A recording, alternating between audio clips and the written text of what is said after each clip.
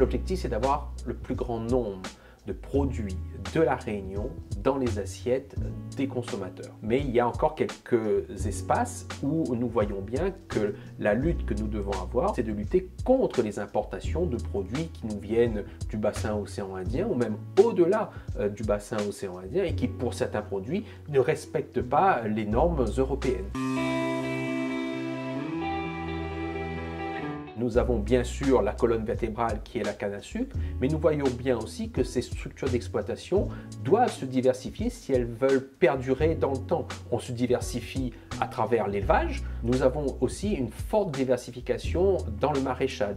La plantation sous serre se développe à La Réunion et nous savons qu'aujourd'hui, nos agriculteurs sont capables d'avoir cette production de courgettes, de melons, qui permet véritablement d'apporter une nouvelle offre sur le marché local et satisfaire les attentes des ménagères. Le département apporte son soutien à l'ensemble des acteurs du monde agricole avec pour objectif d'augmenter la production locale, aussi bien dans les filières animales que végétales. Par exemple, dans le végétal, c'est le soutien que nous apportons à la production identitaire, tout ce qui est ail, oignons, tomates, un certain nombre de cultures réunionnaises où on sait que ces cultures vont se retrouver dans le panier de la ménagère. Nous encourageons les agriculteurs, notamment lorsqu'il s'agit de lancer des productions, des plantations de ce type de production. Et à l'élevage, pareil, nous sommes aux côtés des agriculteurs, notamment en instruisant les aides européennes pour leur permettre de construire des bâtiments d'élevage ou encore de moderniser ou de structurer leurs exploitations. Aujourd'hui, il faut qu'on arrive à faciliter le travail de la ménagère. Donc, il faut qu'on puisse aussi transformer notre production, nos légumes, nos fruits, pour faire en sorte que dans les espaces des grandes surfaces, on puisse avoir aussi des produits transformés issus de la Réunion. Notre démarche, parce que c'est ce que nous voulons encourager.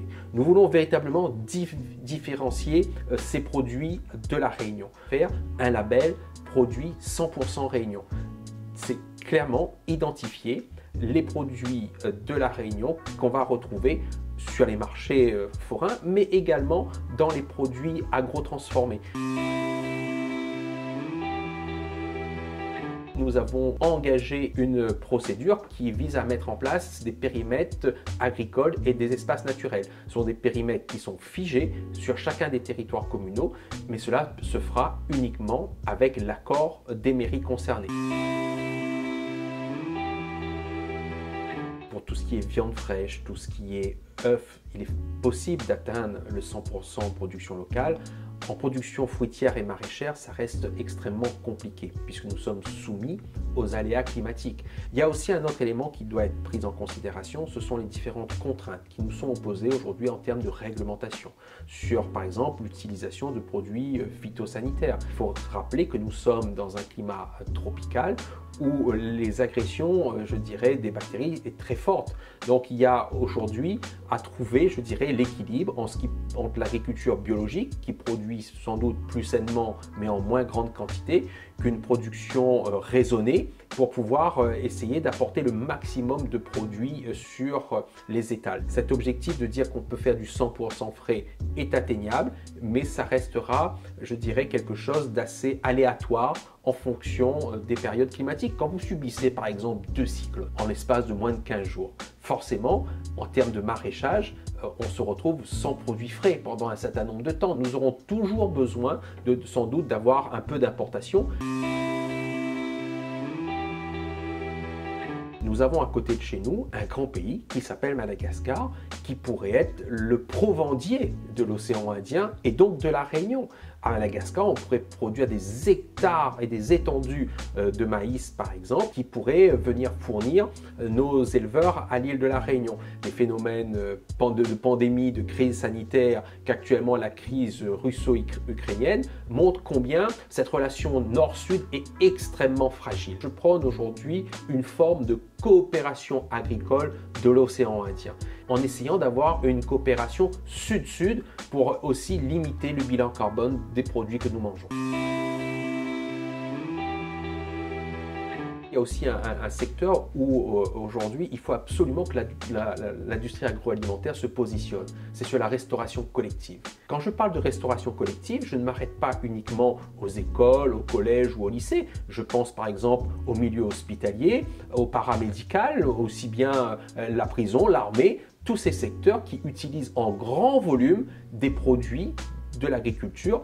Il y a une vraie part de marché à récupérer parce qu'aujourd'hui, nous voyons bien que souvent, ceux qui transforment les produits font appel à des produits importés comme la carotte, comme le chou ou autres produits pour pouvoir fournir nos restaurants collectifs. Pourquoi? Parce qu'ils ne trouvent pas suffisamment sur le marché local la quantité suffisante pour répondre au marché de la restauration collective.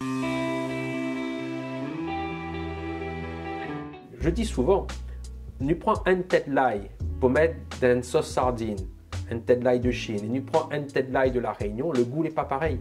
Donc c'est bien pour cette raison. Et j'ai dit le charizo, tout ce qu'on a dans notre cuisine traditionnelle, déjà il en faut moins parce que notre ail est mieux goûté, plus fort qu'une tête d'ail de Chine qui souvent est sans goût ni saveur. Donc quelque part, en réfléchissant bien, quand on achète 1 kilo d'ail de la Réunion, c'est comme si on achetait 3 à 4 kilos d'ail venus de l'extérieur. Donc dans la balance, on s'y retrouve. C'est à nous, consommateurs, de faire confiance à nos agriculteurs. C'est à nous, consommateurs, de dire nous allons soutenir la production locale, acheter local, manger local. Nos agriculteurs savent produire, ils ont un savoir-faire et ils sont capables de fournir des produits de qualité.